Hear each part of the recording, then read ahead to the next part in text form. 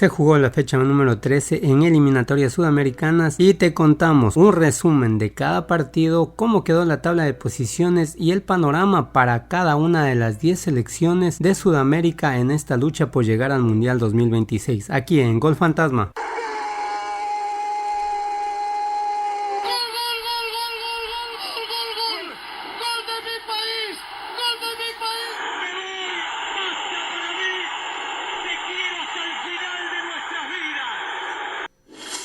Las eliminatorias sudamericanas, esta hermosa competencia que nos mantiene pendientes cada fecha de nuestras selecciones y que en este 2025 entraron en el tramo final para llegar al Mundial 2026. Sin duda alguna, en esta fecha se acaba de confirmar un corte definitivo entre dos grupos en la clasificación general. Hablamos de fútbol, pero si fuera ciclismo diríamos que hay un grupo claramente en fuga, que tiene a Argentina, la super líder, en la punta de las eliminatorias con 28 puntos más 15 de gol diferencia. La contundente Ecuador, que aún con sanción marcha en la segunda posición, 22 puntos más 5 de gol diferencia. En la tercera posición Brasil, que no termina de ser el Brasil que conocíamos, pero algo de recuperación, 21 puntos más 7 de gol diferencia. Cuarto lugar para la cuestionada Uruguay en estos tiempos, 20 puntos más 7 de gol diferencia.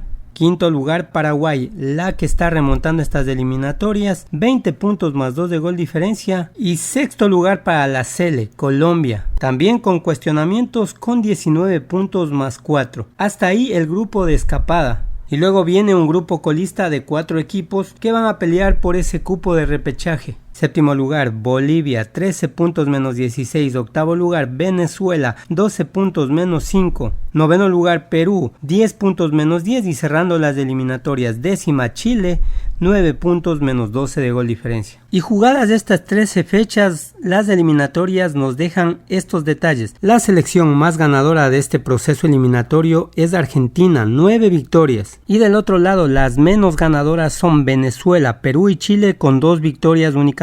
Las selecciones más perdedoras son Bolivia y Chile, que suman 8 derrotas en estos 3 encuentros, y quien menos ha perdido es Ecuador, tan solo 2 derrotas. La selección más propensa al empate es Venezuela, 6 en total, y las selecciones alérgicas prácticamente a los empates son Argentina y Bolivia, que han empatado únicamente una vez. La selección más efectiva hablando del ámbito goleador es Argentina, 22 goles. La menos goleadora Perú, tan solo 6 dianas en estos 3 encuentros. La que más goles ha recibido es Bolivia, 30 anotaciones en contra. Y del otro lado, quien menos goles encajó es Ecuador, tan solo 5 anotaciones. El goleador de estas eliminatorias, aún con la ausencia de esta doble fecha, sigue siendo Lionel Messi con 6, seguido por Darwin Núñez, Egner Valencia de Ecuador, Luis Díaz de Colombia, Rafinha, Miguel Terceros de Bolivia con 5 dianas cada uno. El líder de asistencias es un colombiano, James Rodríguez, 5 en total, seguido de Jefferson Soteldo, el venezolano, con 4, y con 3 pases a gol están Lionel Messi, Maximiliano Araujo y de la Cruz de Uruguay, Moisés Caicedo de Ecuador, Neymar y Roberto Fernández de Bolivia. El primer partido de esta fecha fue el Paraguay 1, Chile 0, en donde Paraguay otra vez fue a hacer lo que viene siendo con Alfaro, un equipo que realmente ha adoptado el sistema tal como lo quiere imponer su técnico, que es entregarle la iniciativa al equipo contrario, sin que esto quiera decir que permitas que te hagan daño, y ser contundentes en el juego al contraataque. Paraguay hizo su negocio, logró el gol con Alderete y luego jugó también con la desesperación de Chile, que tuvo momentos, sobre todo en el primer tiempo, en los que superó ampliamente a Paraguay e inclusive tuvo oportunidad de marcarle a la selección albirroja. Pero también, si te pones en la cabeza de los jugadores chilenos, ellos saben que están jugándose las últimas posibilidades de pelear al menos por el repechaje. Lamentablemente para Chile no ha encontrado ese recambio generacional, sigue dependiendo de lo que hagan figuras como Vidal, Eduardo Vargas, Aránguiz y Alexis Sánchez, que no estuvo pero que es muy necesario en la actualidad del fútbol chileno. Con este resultado, Paraguay se mantiene firme en sus aspiraciones al Mundial y sobre todo con una seguridad que le ha dado el sistema que ha implementado Alfaro. Por su parte, Chile cayó al último sitial y creo que la desesperación está apoderándose como no puede ser de otra manera. Aún así, todavía tiene posibilidades de ganar ese cupo por repechaje. El siguiente encuentro, Brasil 2, Colombia 1. Brasil, que viene siendo un enfermo de Alzheimer, no recuerda el juego bonito que imponía ese Brasil que asustaba,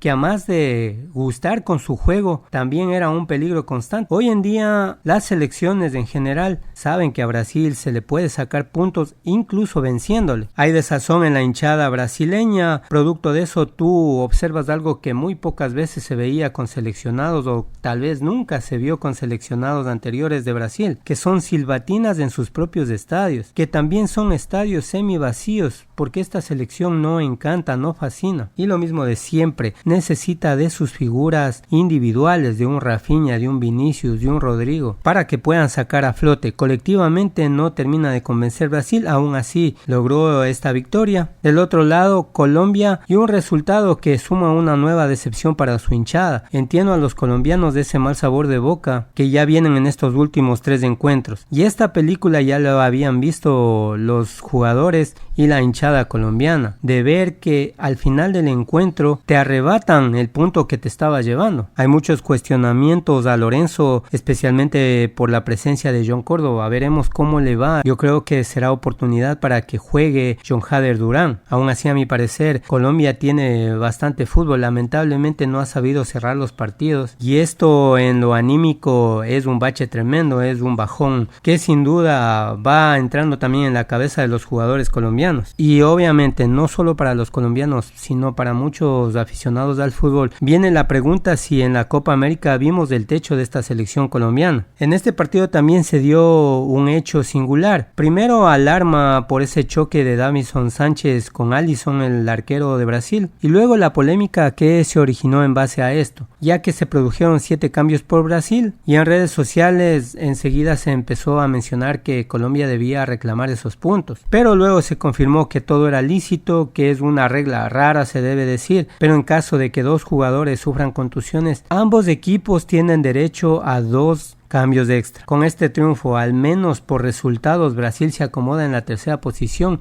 aunque no convenza del todo en el juego, y Colombia sí ya está tras las cuerdas por la prensa de su país, por la hinchada de su país, y tendrá que ganar o ganar en este próximo partido frente a Paraguay. También hay que decir que la diferencia entre Ecuador, que es segundo, y Colombia, que es sexto, es únicamente de 3 puntos, así que cada fecha puede cambiar mucho la tabla de posiciones. Luego se vino el Perú 3, Bolivia 1, Perú estrenando nuevo técnico. Ibáñez se dice que entrenador que debuta, entrenador que gana. Se cumplió una de esas teorías no escritas del fútbol, que volvió a revivir las esperanzas de que Perú alcance al menos el repechaje. No es fácil, pero tampoco es imposible. Eso sí, al igual que Chile, Perú tiene en su espalda el no poder haber realizado ese cambio generacional, y tiene que buscar esa clasificación con las figuras de antaño, con un Paolo Guerrero que volvió a la selección con 41 años, Andy Polo, André Carrillo, Advíncula, Renato Tapia, pero obviamente lo que importa es alcanzar ese objetivo, y luego se pensará ya en ese cambio que es necesario de generación a generación futbolística. En cuanto a Bolivia, ya sabemos que es un equipo joven, también está en una transición, no hay figuras deslumbrantes, eso es cierto, pero la fortaleza de Bolivia siempre en estas eliminatorias ha sido su localía, así que creo que este partido podía estar entre los cálculos para Bolivia. Y con este resultado, Perú sueña y Bolivia se asfixia, porque tiene a sus 3 perseguidores ahí pegaditos y se le puede complicar ese séptimo lugar, que es el cupo a repechaje. Luego vino el Ecuador 2, Venezuela 1, un resultado mentiroso. La selección ecuatoriana debía haber terminado con un resultado ampliamente favorable, no solo por ocasiones, sino por todo el juego que demostró a lo largo del encuentro.